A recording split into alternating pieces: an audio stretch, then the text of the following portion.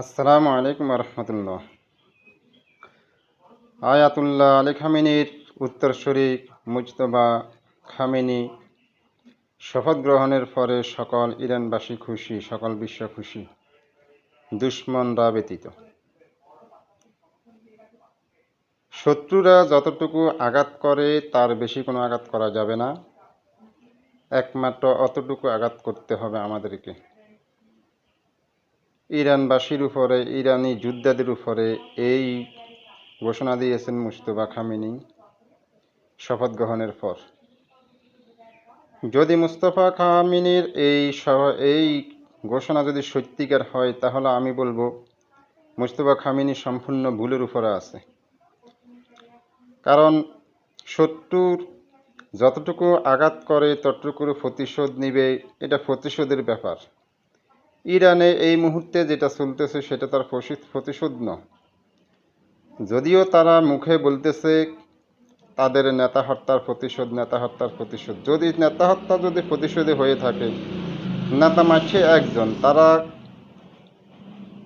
America ইসরায়েলের এক নেতাকে মারতে পারে, একজনকে মারতে পারে, কিন্তু হাজার হাজার মারতেছে। ওই ব্যাপারে আমার কোনো অভিযোগ নয়, কিন্তু আমার অভিযোগ হলো উনি এই ঘোষণা দিয়ে ইরানবাসীকে দুর্বল করার একটা রাস্তা হয়ে গেল।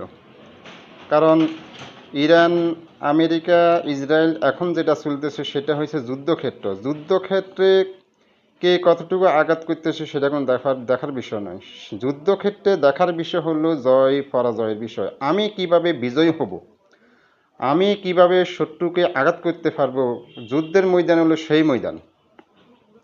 ইরান কয়েকবার বলেছে যদি আমেরিকা কিংবা ইসরায়েল যদি ইরানের উপরে সামান্য মাত্র আঘাত করে, তখন এই আঘাত সামান্য থাকবে না, এই আঘাত পরিপূর্ণ যুদ্ধে পরিণত হবে।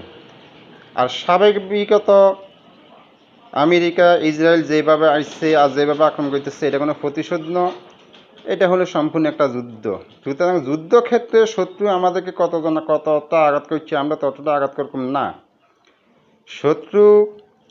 শত্রুকে কিভাবে আমি পরাস্ত করতে পারবো সেইটা হবে আমার যুদ্ধের কৌশল।